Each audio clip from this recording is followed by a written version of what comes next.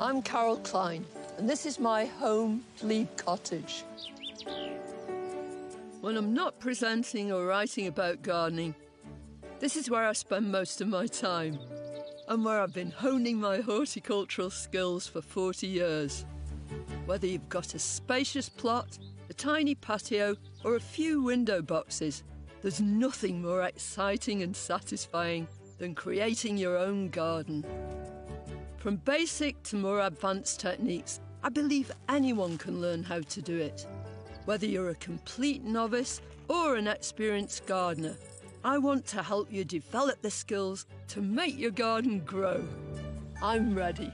Are you?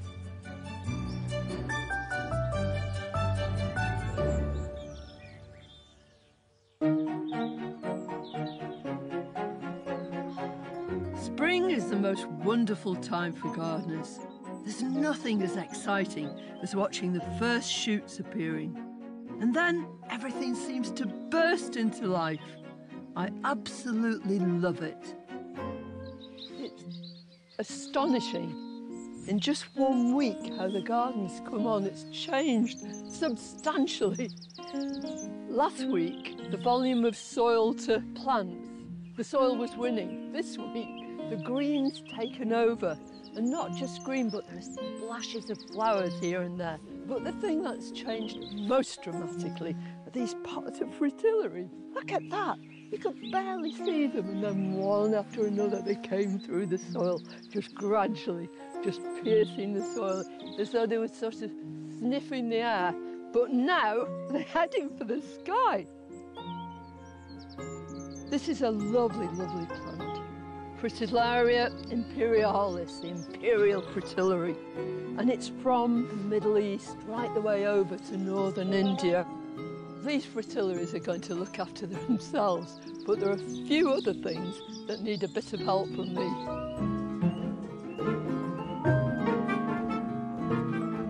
You can still get a cold snap at this time of year, but that doesn't necessarily mean you can't get planting.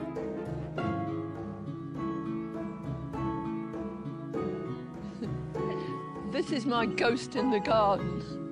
Last week we planted this pot full of gorgeous things, euphorbias, perennial wallflowers, hellebores and little violas.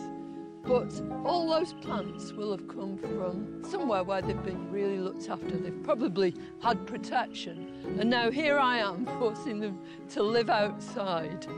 And there's a danger of frost too. So we've put this over this fleece. It just goes on at night, and then providing the temperature's above freezing, they've just got to get used to it. Look at that. They look absolutely champion. Now, I've got really quite fancy fleece. It's just right for doing this, just propped up with these canes. But traditionally, if you've just put your bedding plants out and then you see the weather forecast and it says there might be some frost, you dash out with newspapers, weight them down if it's windy, and then take them away the next morning. So that way you can protect your plants, whether they're in a container or whether they're in the ground. But I mean, the great majority of our plants, either in the garden or in the wild, don't need any kind of protection at all.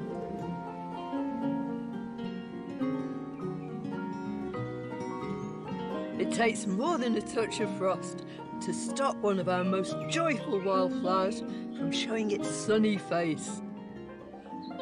Could anything announce spring so cheerfully and so definitely than these beautiful Narcissus pseudo-narcissus, our own native Lent lily or wild daffodil?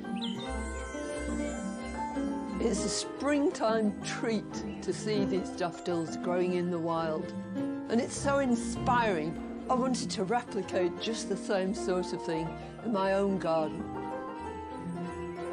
This long, narrow bed has always been a bit too bare in spring. So last year and the year before, I planted masses of this lovely daffodil. It's called W.P. Milner. So when I put these in, I knew I had to plant them really deeply. You do with daffodils, and it was quite a job with this big bird cherry to find spaces in between the roots. I think what I like best about it is it still has a hint of that deep yellow at the back of its flower, but the whole thing is pale and milky almost. It's a selection from our native daffodil, from the one you see in the wild. It doesn't shout spring, it whispers it. It's a total delight. Wouldn't you agree, Fifi? Yeah? You like them too, don't you? Come on. Gardeners are always thinking about the future, anticipating what's to come. And that's especially true at this time of the year, when you begin planting and preparing for a brilliant show of summer colour. Nothing says summer better than roses, and I'm going to plant a striking and very old shrub rose called Rosa Rosamundi. You've got two options when you buy roses. One is to buy it bare root. That means it's got no soil attached to it, it's been dug out of the ground, and that's got to be done during the dormant season. So over winter and into the spring, but then there's a cut-off point. The other way you can buy your roses is as container-grown plants. And they're in pots, they're well rooted into the compost in there, and that means you can plant a container rose at any time of the year at all. I have chosen, because it's early enough, to grow them bare root. So here they are, 5 nice shoots. Not only have they got lovely tops, they've got very handsome bottoms too. Now, I can't stand around in the sunshine because I don't want these roots to dry out. What I do is get a bucket of water, soak them properly first of all. Buying bare root plants is often cheaper, but you can plant container plants at any time of the year. Whichever you choose, you need to prepare the ground before planting. I'm just going to fork this soil quite deeply, and I'm going to incorporate really good stuff straight from our compost heap. It's a real pleasure to get your hands into it. You want to make the hole quite a lot bigger than the rose roots that you've got. It just means it's going to be a much, much easier job for the rose to move out into that soil. And I'm going to incorporate something else which will get those roots off to an even better start too. It's mycorrhizal fungus. This will help the rose make a symbiotic relationship with all the mycorrhizal fungi in the soil. You sprinkle it onto the roots of the rose as you're lowering it into its planting hole, so it's still quite damp, and it's vital that it actually sticks onto the roots. There. And what I've got to ensure that is going to be below the surface. So I'm moving all this soil back in around it. You must ensure that they're watered thoroughly, especially things are bare rooted. Even if it rains, it's worth doing. And when it's watered, I shall use some more of this to mulch it, which will conserve the moisture, it'll keep the weeds at bay, and it'll make sure the thing gets off to a flying start. Now, I'm hoping that within a few weeks those buds are going to swell, and I suspect that by the summer we might even get a few flowers, these beautiful white and pink flowers, and that scent will just waft everywhere. As well as planting the sweet-smelling Rosamundi, this is a right time too for planting lots of other delicious summer treats. Next, we're getting fruity.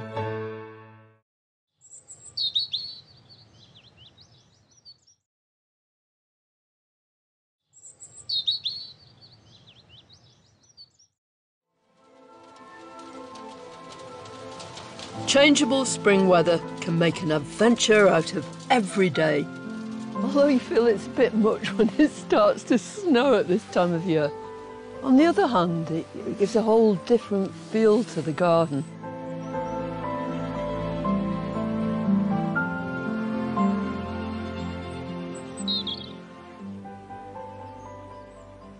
I adore growing anything. anything and everything. I love flowers, of course, but I also love growing stuff to eat. Masses of vegetables and loads of fruit too. But what I'm really short of is raspberries, because one lot of my raspberries just faded away. So I want to plant some new raspberries today.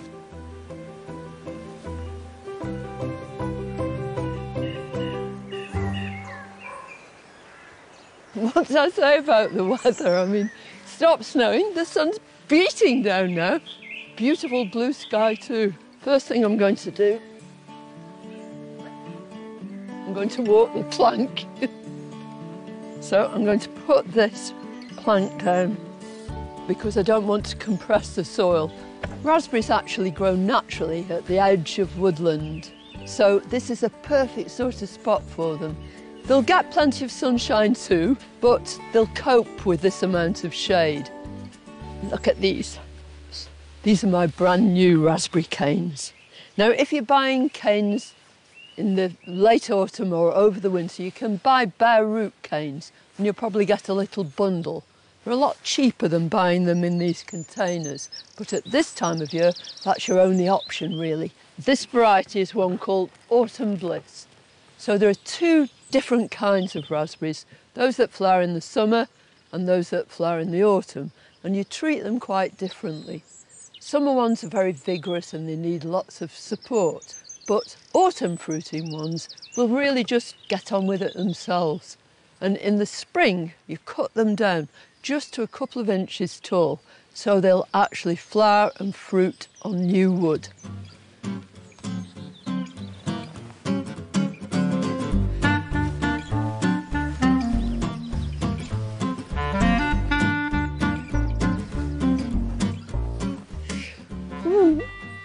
So exciting. So I've spaced them about 18 inches to 2 feet apart. What will happen over the years is that they'll send out suckers and new shoots will come out. So I'm going to start with this one. So they should have been in these pots for quite some time and they should have a decent root system. Oh yeah, lovely. I'll put that down very carefully and dig a nice deep hole. You could easily grow them in a container of some kind, as long as they've got a really good depth of soil. Ready to lower this down, here we go. I'm just going to use the cane.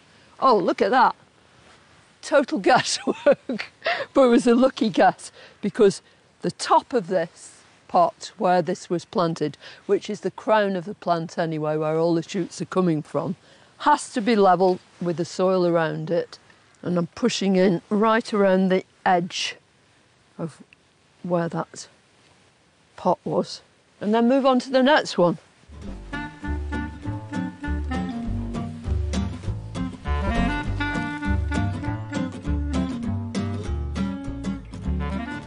Take off these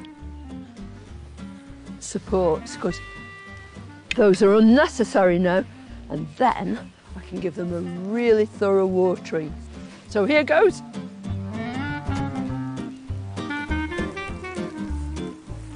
You don't have to plant them in the snow, but they'll cope anyway because they're very, very hardy plants. Just as well, really.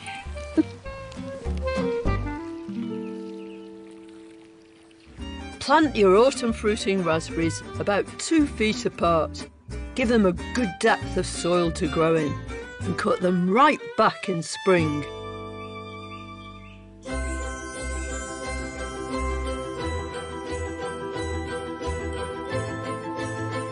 Everyone loves a strawberry and they're an absolute doddle to grow.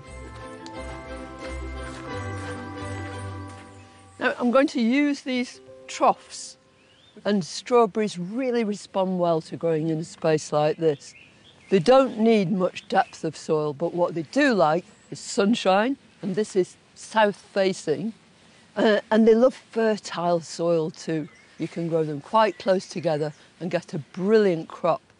So you can grow them absolutely anywhere, on a balcony, in a courtyard, anywhere at all. I'm going to plant them about 6 inches apart. In it goes. I'll hold it at soil level, move that compost back in there, and then I'll firm it in nicely like that. And you want to make sure that the crown of the plant is level with the soil. You don't want to bury it too deeply. But as I'm doing it, I'm thinking about eating these strawberries. All you've got to remember is if you've got a really bountiful crop, and especially if the weather's quite rainy, just make sure that there's something underneath the fruit to stop them from rotting. So if you put shredded paper or dry straw, any dry material like that, and make a nice little carpet under the fruit, then that should protect them and make sure that you get to eat them instead of them rotting. You might have to watch the birds though.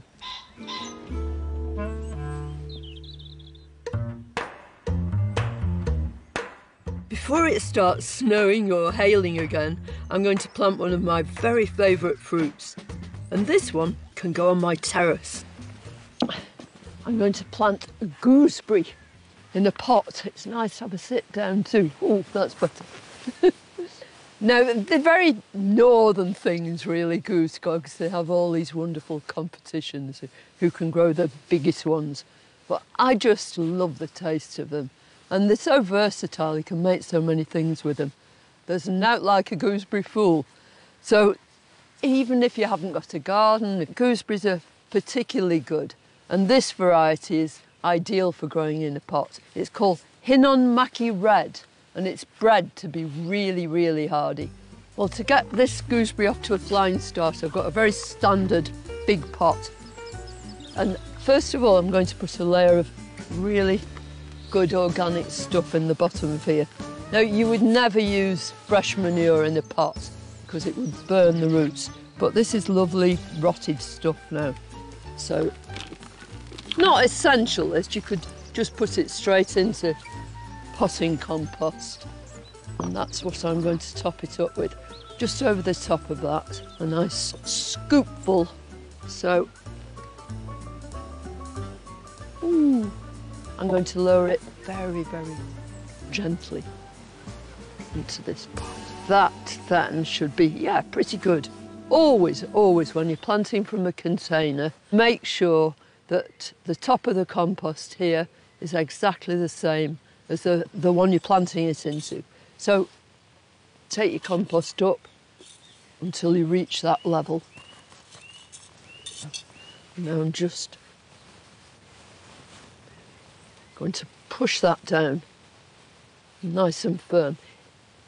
It's very easy gardening, this, isn't it? But very satisfying. And because it's containerised now, keep on giving it a liquid feed, maybe every few weeks during the growing season. But initially, just water. Lots and lots of water. Really good drainage in here, lots of holes in there, so it's not going to sit and get stagnant at all. So I think that's perfect. All that remains is to lower it into its pot. Just ensure, if it's a gooseberry you've got in a pot, that you find a sunny position for it. How about that? Voila! And I must make sure it has a really thorough water. I'm going to have to wait a while for the gooseberry to bear any fruit, but there's one fruit that might just be ready right now.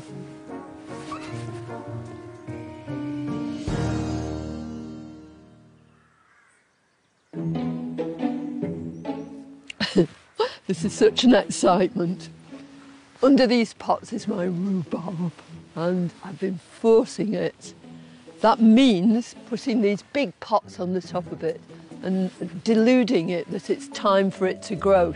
So all those stems will come up, searching for the light. Now, I put the pots on in midwinter or so, and in the normal garden, rhubarb is only just beginning to show now. Ideally, when you force rhubarb, you should actually wait until your plants are a few years old. But I'm greedy, I can't wait. Look at this. Oh! Oof, he's nearly pushing the top off the pot. Here goes.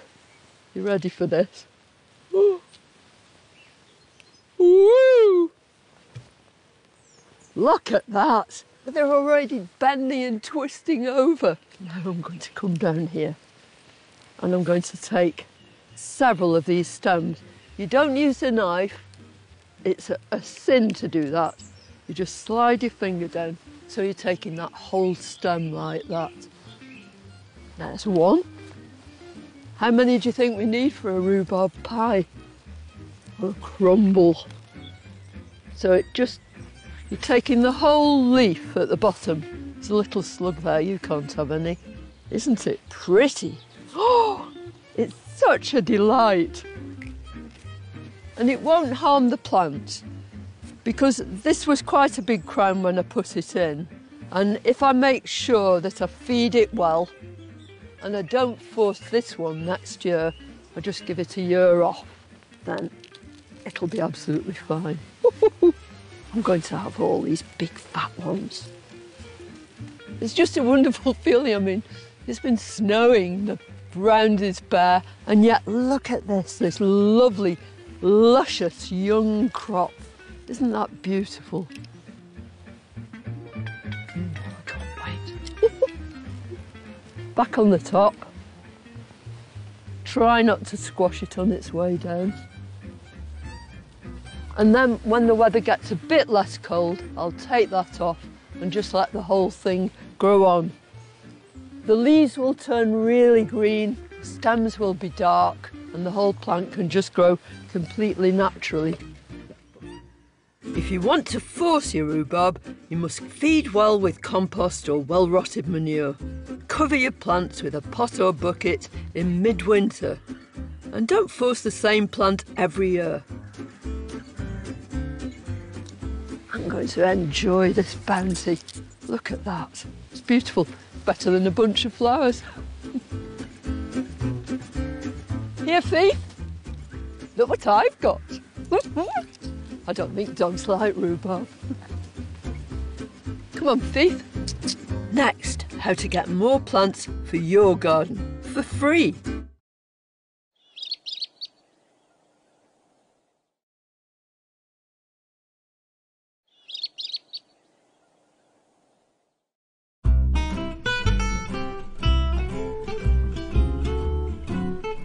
Well, this is my brick garden. I kind of take it for granted now, but it hasn't always been like this at all. When first we came here, it was a field. It was a place to turn cars around. There was absolutely nothing here at all except a lot of weeds. So I thought, right, I'm going to plant lots and lots more plants. But it's a terribly awkward site. It really does slope a lot more than you at first realise. So we had to have a material for these paths which could go flat and at the same time you could use going downhill too. Brick was the perfect solution. You can also make steps because we've got some of them here and there. And the whole idea really was that because these beds are all separated by the brick path, I thought it would be lovely if the planting could sort of flow, jump across the path, go down the next bed and then carry on. But basically that was the main idea. Are you digging a hole? Can I put a plant in it? Eh? There's nothing static about gardening. Mother Nature moves things on constantly, but also you get so hooked on what you're doing. You constantly want to find new plants, put in new ideas. It's such an exhilarating process.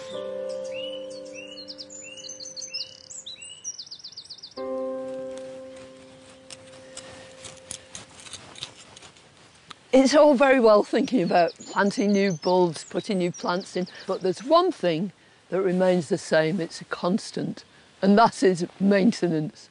There's no point at all having a beautiful garden if you just let the weeds go wild and you don't do things like I'm doing now. We've got very acid soil here and you get moss compacted on the top.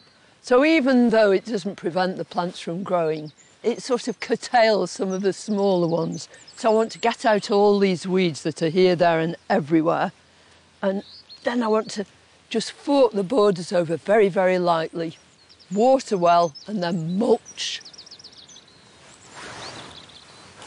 So sometimes people say, well, how do you tell what's a weed and which weed is it? But I think when you've been gardening for some time, you just gain that experience. And if you're new to gardening, if you didn't plant it and you're not in an established garden, so you haven't got self-seeding plants, there's a pretty good chance it's going to be a weed.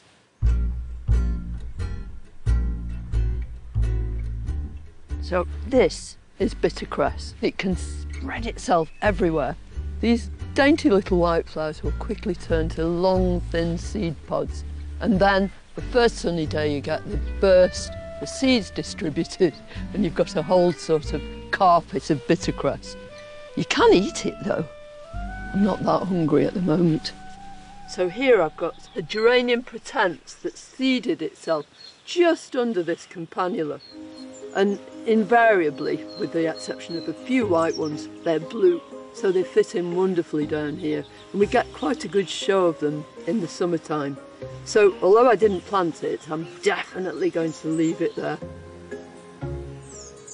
Oh yeah. I'll tell you what, she's really good at digging holes, but she's not much cop at weeding. You don't discriminate, do you? No. With or without Fifi's help, I need to dig up some of my lovely heleniums. They're a feature of this bed. This clump is getting too big and congested here, and I want to divide it so I can plant some elsewhere. Right. I'm nearly there. There's my helenium, and if I get my fingers in here, maybe a bit of help from a fork first of all.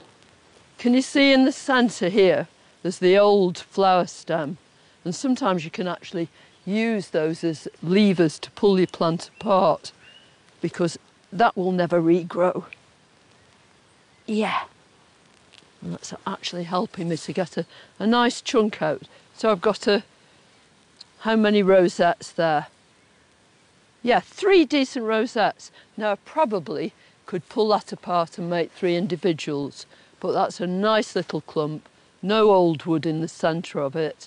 So it's a fresh plant, it's raring to go. So I'll put that to one side for a minute. So have you come to help me? Yeah? And I'm left with masses and masses of it, this helenium, so I'm going to decide exactly where to put it. Get it all together. I started off just doing a bit of weeding, and look what I've ended up with. Enough heleniums to, I don't know, what would you do? You could plant a whole garden with these. Do you fancy a whole garden full of heleniums? Maybe not.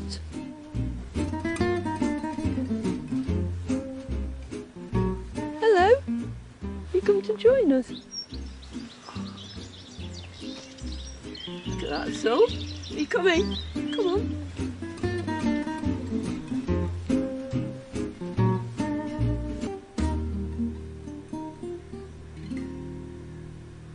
Look at the magnolia, it's really come out now. That's Leonard Messel, and it's this beautiful pinky lilac, really deep in bud, but it's when it opens these flowers that it's so beautiful. And isn't it lovely just to have a moment to appreciate what's going on? It's the essence of this time of year, really. Anyway, enough tea drinking and enjoying myself. Actually, I'm going to enjoy myself even more now because I'm going to divide these things. You might have to remove yourself, or at least let me bring these round here. Thank you. Could you hutch up a bit? Thank you. That's it. What I want to do is put some of these straight into the garden. I'll trim the roots a little bit as they go in, give them a bit of additional good compost from the compost heap. But I'd also like to put a few in pots. And when you pot them, if you're using clay, put a few crocks in the bottom of the pot. And then use really, really good compost. And they might be in here for quite some time, and that means they'll really keep going well. Not too much. A clump about that size is really going to make a wonderful plant. So if I put that in a pot like that, what's going to happen is that those roots will get all squashed up. They don't know which way they're going, totally confused. So I'm going to turn it upside down and just give it a little trim. Watch where you're going. Just straight across. Right, so that's going to sit in just the right place. And then it's so straightforward, isn't it?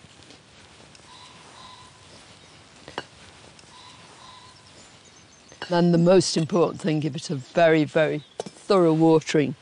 I want to finish it off, though, with some grit. Usual reasons: keep the moisture in, keep the weeds down, make sure the plant doesn't rot around its crown.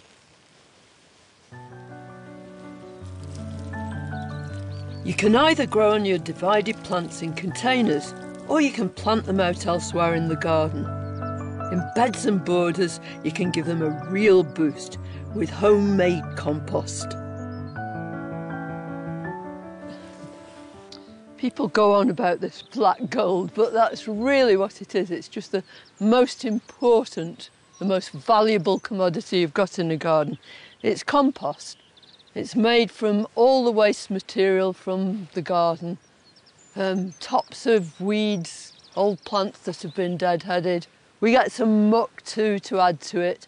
So this precious material, I'm going to use some of it under the plants, in the soil around them, and then afterwards, when everything's really well watered, I'm going to use it as a mulch and put it on as thickly as I possibly can. Ooh, it's lovely, this bit.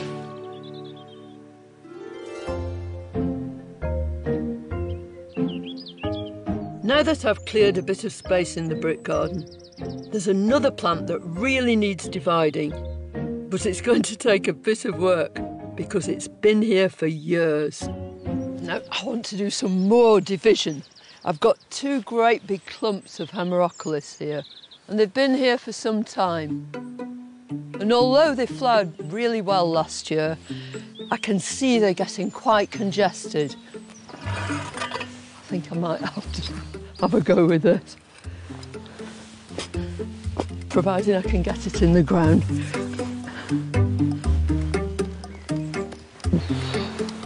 And I think, yeah, it's just about out. It's quite a weight of it too. Actually, I expected the path to move, but no. Just the earth moved and the Hemerocolis came out. Hooray! We can still see the remnants of the roots all around, and that is one hell of a clump, really. I want to get it to a manageable size. Now, I could easily get a spade and put it right through the middle, but I would break some of the shoots.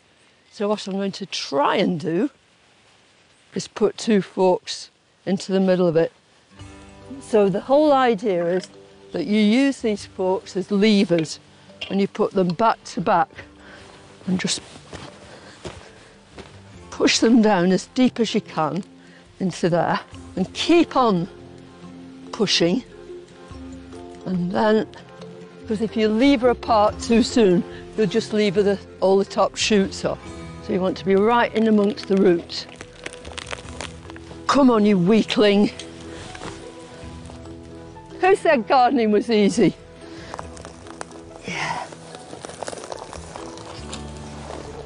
And then, with a bit of luck,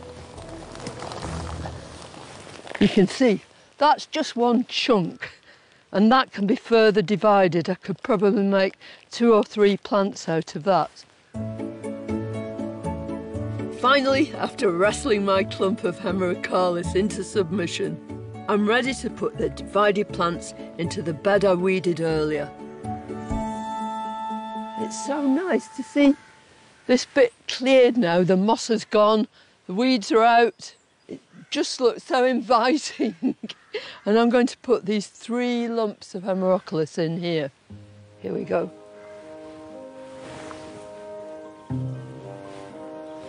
And I think the third one, that biggest clump, right there.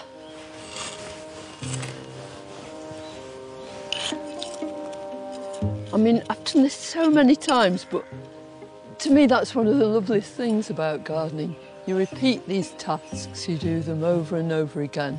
You never get fed up with them because they've always got the same purpose, making sure your plants are lovely, and it becomes kind of second nature to you. You just do it automatically. Plant before those shoots start to grow.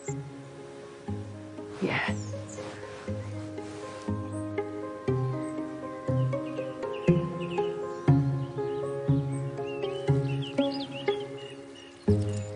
And along with the hard physical graft, your mind's always working on new ideas. Next, I've got a plan to start a cut flower garden.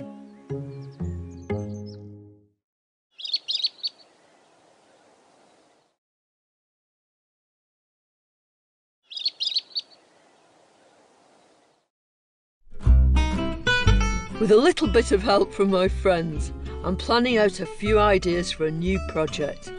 I love having cut flowers in the house, but I don't like spoiling my border displays. So I'm going to grow some specially for cutting. So making a cutting garden is such an exciting process because it involves you with producing plants in so many different ways. So first of all, the seed. You can grow seed by sowing it direct, or you can sow it in trays and move it on. Eventually then you'd get things like these little plants here, or you can get the little plants themselves by ordering them. It's not a pizza delivery. Aren't these sweet? This is what you call a plug plant. So they're just grown in modules and then they're packaged up. And then you've got two choices. If it's something that can stand the frost, you can put them directly into your garden. Or if it's something that's half hardy, then it's a really good idea to pot them up. So this is an antirrhinum, and it's a scarlet one. And all I'll do is lower that down very gently, so I'm not breaking any of the roots, but then firm it in. Antirrhinums are snapdragons. They're wonderful cut flowers. I'll look forward to potting the rest of those up later. But there's nothing quite like growing your own flowers from seed. It's the simplest way of propagating your own plants, and it's really satisfying to do. And I'll get something like this. This Selenum has made true leaves. These little ferny leaves in the middle here. And it's at that stage when those leaves are a decent size that you can actually start separating these plants and pricking them out. And all that pricking them out means is moving them on so that they've got a little space of their own to grow on properly without any check. Now I've got some foxgloves here. This is a white foxglove. And then I'll very carefully separate a clump off. I love white foxgloves. And all I'll do here is just separate these plants. So here we go. Ta-da! Lowering it down, pushing it in. And they want a bit of grit. Take it outside and water the lot when you've done several of them. And then those can probably go straight outside if you wanted to harden them off.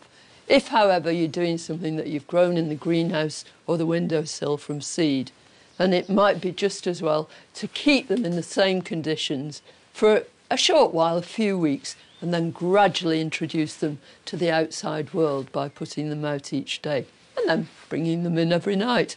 And that way, they'll know that you love them. It's lovely getting all these plants ready for their new home. But there are a few things that I want to sow directly into the soil.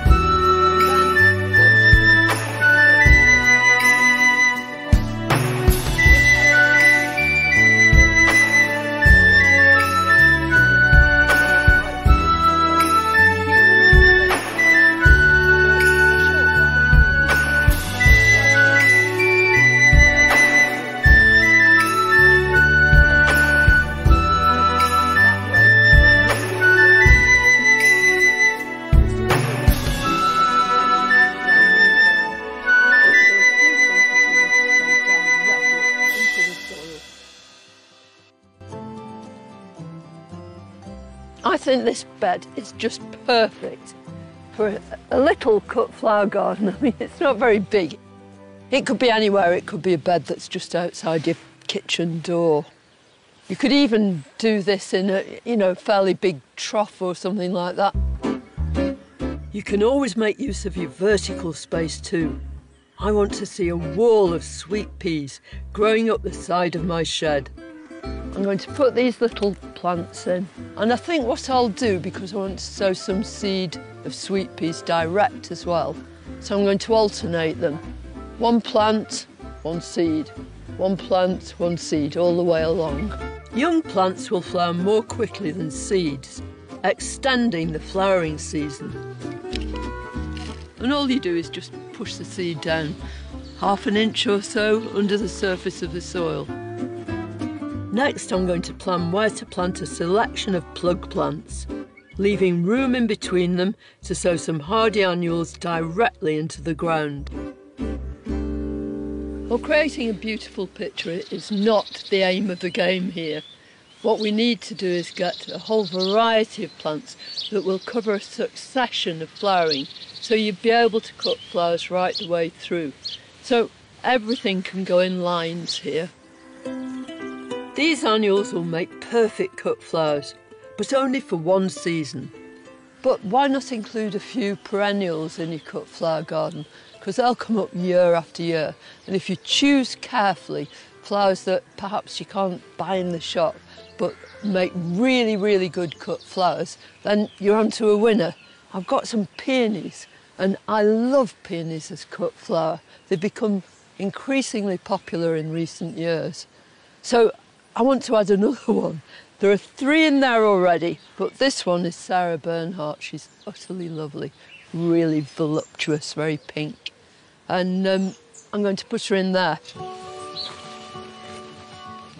When you're planting peonies, never ever bury the crown of the plant. Always have them just under the surface of the soil.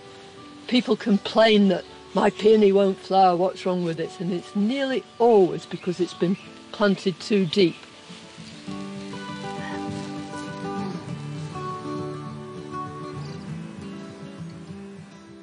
There's the crown of the plant, that's where it joins the tubers.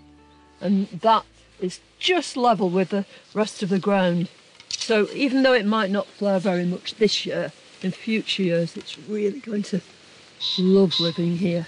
So how lovely to have a few plants set aside in your own garden just for cut flowers. What a week it's been. The weather's thrown everything at me. I've had rain, snow, we've even had some brilliant sunshine, but some days it's been as cold as can be. And we've done such a lot nonetheless. And look what my lovely Neil's made for me. I've got a rhubarb crumble and a bowl of the prettiest pink stewed rhubarb you ever did see. And you won't mind, will you, if I just taste it? Next time we'll be adding more delicious things to eat to the vegetable garden. These are broad beans. They reckon they've even found evidence that they ate them in the Stone Age. As well as looking at the best plants for tiny splashes of alpine colour.